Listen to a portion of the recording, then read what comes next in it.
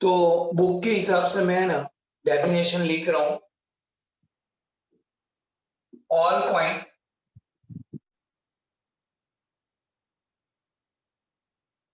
On such a circle are oscillating in phase यानी same phase because they are at the same distance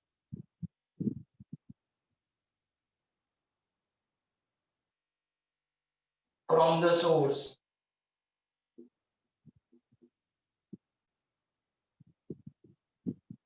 All point on such a circle are oscillating in phase यानी same phase. They are at the same distance from the source. Oscillate in phase is called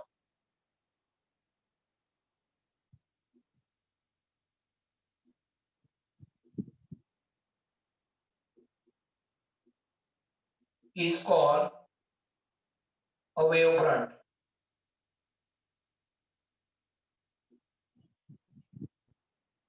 तो ये हमारा wave front की definition. तो आपने stone डाल दिया, stone is a source, और उसमें जो वेव्स क्रिएट हुए और उसमें सब वेव्स सब डायरेक्शन में सेम डिस्टेंस ट्रैवल कर रहे हैं और सेम डिस्टेंस में उनकी फेस सेम होती है। तो उसमें से जो हम रेज पास करते हैं it is known as a wave front. तो all the point on such a circle are oscillating in phase because they are at the same distance from the source. Oscillation in phase is called wavefront. तो ये wavefront की definition. Wavefront is defined as a surface of constant phase. Wavefront is defined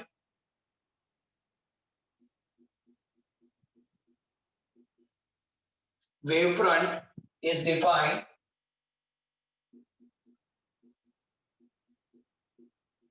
as constant phase. तो आपको ये याद रखना है कि आप जब वेवफ्रंट डिफाइन करोगे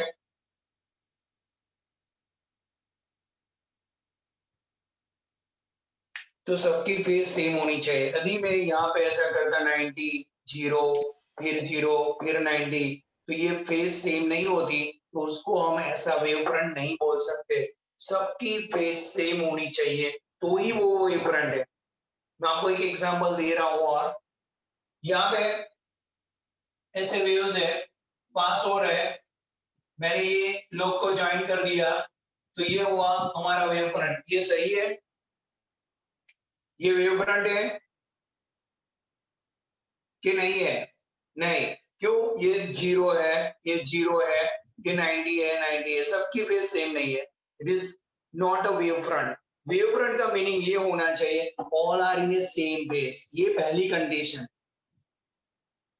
तो एक बार ऐसा पूछा था कि आपको तो शायद 11 का याद होना चाहिए।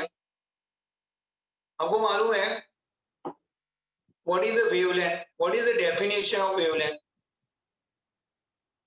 किसी को आता है वेवलेंथ की डेफिनेशन?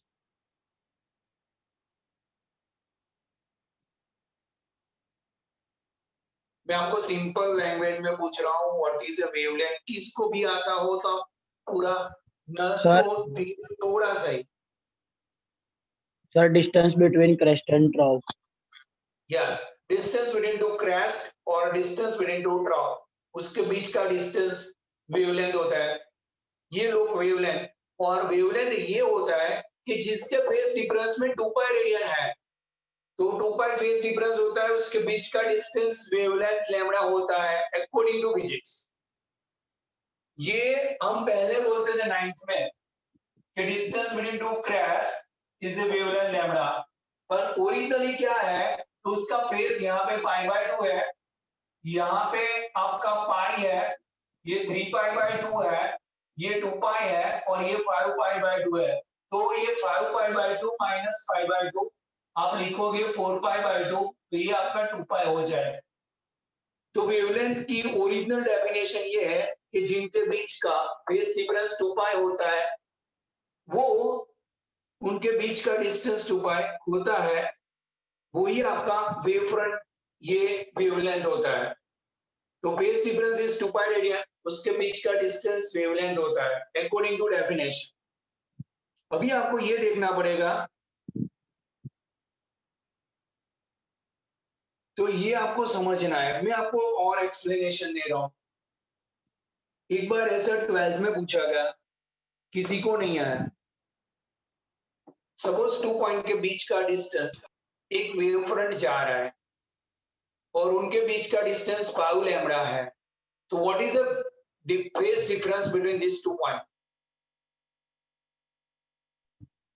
2π। ये 12th के सीक्यू मैं वापस बोल रहा हूं। एक वेव फ्रंट जा रहा है, वेव फ्रंट में बहुत सारे पॉइंट है और वेव फ्रंट में 2 पॉइंट के बीच का डिस्टेंस 5 लैम्बडा है, तो उनके बीच का फेज डिफरेंस कितना है? 5 लैम्बडा 2 पॉइंट के बीच का डिस्टेंस है फ्री, तो उनके बीच का फेज डिफरेंस कितना है? 2π, ये अंकित बोल रहा है। अब दूसरे का किसी का आंसर, नील का और प्राची का, ध्यानी का। सर 2π। ओके, अभी आप गलती कर रहे हो। आपने क्या बोला? Wave front they are in same phase.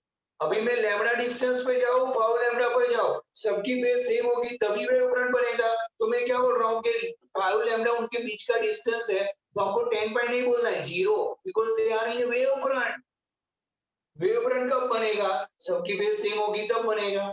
तो उसमें आप 15 लैम्बडा भी चले जाओ, 20 लैम्बडा भी चले जाओ, ये all are in same phase, तभी तो वेव फ्रंट बना। तो वेव फ्रंट में आप कितने भी डिस्टेंस पे जाओ, उनका फेज डिफरेंस 0 होता है। पता चला? Yes sir. याद रखना, ये भूलना मत। ये लोग ऐसे ही उलट सुलट कर देते हैं। वेव फ्रंट का मीनिंग ये होता है कि ये सब फेज सेम है। अभी आप उसके बीच में वेव फ्रंट में कोई 10 लैम्बडा दूर हो, 15 लैम्बडा दूर हो, हमें क्या प्रॉब्लम? उनका फेज तो सेम होगा तभी ये लोग ने वेव फ्रंट बनाया होगा। तो वो आपको लिखना है फेज डिफरेंस इज 0। याद रखना।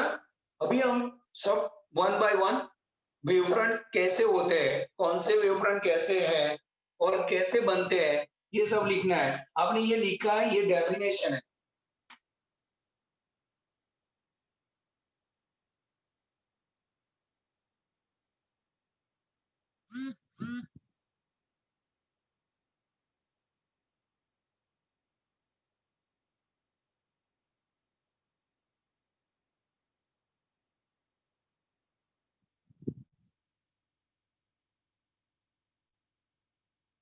सबको पता चल रहा है, सब बात थियरी में आ गए। अब हम थोड़ा समझ के करना पड़ेगा और माइंड चला के करना पड़ेगा। प्रणव, सुन रहा है तू? Yes sir. ओके।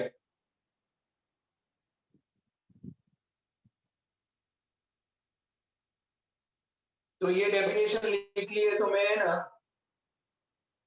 एक दूसरी डेफिनेशन लिख रहा हूं। It is known as a spherical wavefront.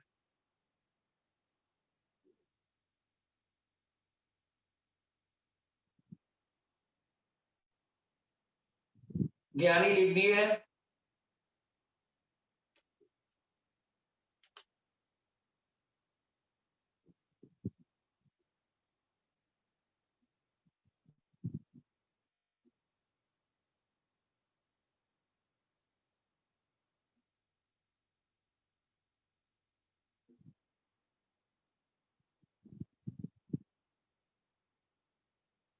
ये हमारा बल्ब है। बल्ब स्फीयर टाइप होता है, ये तो मालूम है। छोटा सा बल्ब होता है, 0 का बल्ब आता है, 25 वाट का बल्ब आता है। तो उसमें से जो वेव निकलते हैं ऐसा होता है, हर डायरेक्शन। फिर दूसरा वेव ऐसा। तो हमें पूरा लाइटिंग ऐसे मिलता है। तो ये सेंटर है उसका, सब जगह पे ये सेम डिस्टेंस ट्रैवल कर रहा है। जब ये वेव फ्रंट सेम डिस्टेंस पे होते हैं तो ये दो सबकी वेव सेम होती है, और सबकी वेव सेम होती है, उसमें से हम टेंजेंट पास करते हैं, it is known as spherical wave front. ये हमारी गुजरात बोर्ड की बुक में अच्छा लिखा था, पर अभी क्या है, गुजरात बोर्ड हम नहीं रिफर कर सकते, इसलिए जो सीबीएसई में वही रिफर करनी पड़ेगी। यदि आप ऐसा लिखोगे कि गुजरात बोर्ड में ऐसा लिखा था, वो नहीं चलेगा। यहाँ पे सेम डिस्टेंस पे सबकी फेस सेम होती है, उसमें से हम टेंजेंट ड्रॉ करेंगे, it is known as a spherical wave front. तो if a point source emitting waves, if a point source emitting waves uniformly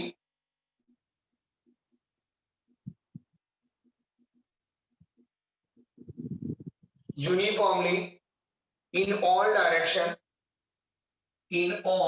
direction, then the locus of a point, then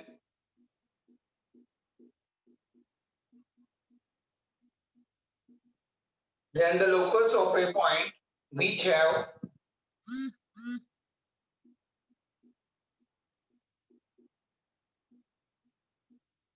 same amplitude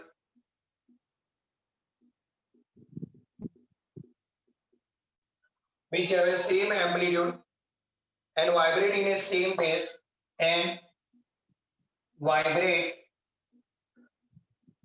in same phase are sphere in 3 dimension.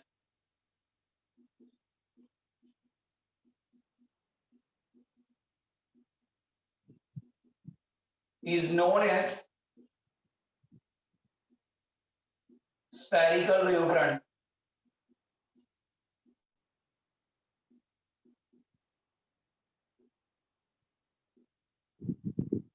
तो ये bulb है ना, it is like point source.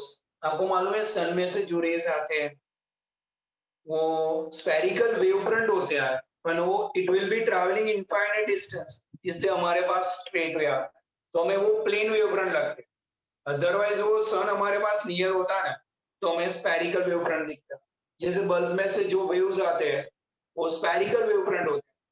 It is a distance travel in all direction will be the same, हर जगह पे same distance travel करेगा, all are in a same distance, उसमें से हम टेंजेंट ड्रॉ करेंगे तो further it will be spherical wavefront, because सबका एम्पलीट्यूड सेम है हर डायरेक्शन, तो फेज भी सेम होगी, सबकी फेज सेम होगी, उसमें से हम ये वेव्स बनाएंगे, तो ये वेवफ्रंट होगा स्फेरिकल वेव। ऐसे हमारा सिलेंड्रिकल वेवफ्रंट होता है, ऐसे हमारा प्लेन वेवफ्रंट होता है, तो ये हमारा स्फेरिकल वेवफ्रंट है। तो ये उसकी डेफिनेशन है अकॉर्डिंग टू अवर बुक, हमारी बुक के हिसाब से। ये पता चला आपको? कोई प्रॉब्लम?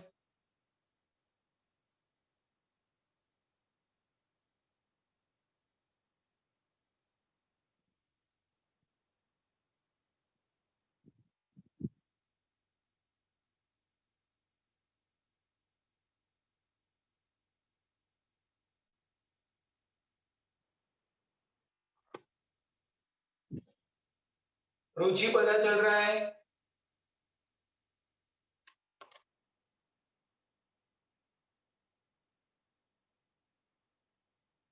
ये पता चल रहा है सबको? तो नेक्स्ट टाइम हमें ना स्फेरिकल वेवफ्रंट स्टडी किया है, प्लेन वेवफ्रंट और वो सिलेंड्रिकल वेवफ्रंट, उसके बाद हमें प्रिंसिपल प्रूव करना है, और उसके आगे रिफ्रैक्शन, रिफ्लेक्शन, ये सब स्टडी करना पड़ेगा। तो ये पता चला आपको। दूसरी चीज, सबकी फीस बाकी है सेकंड इंस्टॉलमेंट, अभी तो सबका पूरा देने का टाइम आ गया, तो जिसकी बाकी है प्लीज आप पे कर सकते हो फोन करके भी और ऑनलाइन भी ट्रांजेक्ट कर सकते हो, या तो आप चेक देने आ सकते हो घर पे। तो अंकित तुम्हारी बाकी है, जब किसी की बाकी, जिसकी जो बाकी है तो आप पे करने आ सकते हो घर पे, अदरवाइज आप मुझे कॉल करना तो भी चलेगा। और मेरी डिटेल मैंने आपको पहले भी भेजी है, वापस आपको चाहिए तो मैं आपको भेज दूंगा। तो भी मैं मीटिंग क्लोज कर रहा हूँ, और सबने टेस्ट दिया नहीं है अभी तक, तो आज आप ટેસ્ટ દે દો। હા વૃષાલી બોલ। સર 1 મિનિટ આ લખવાનું છે, થોડું સ્ક્રીનશોટ પાડવો છે।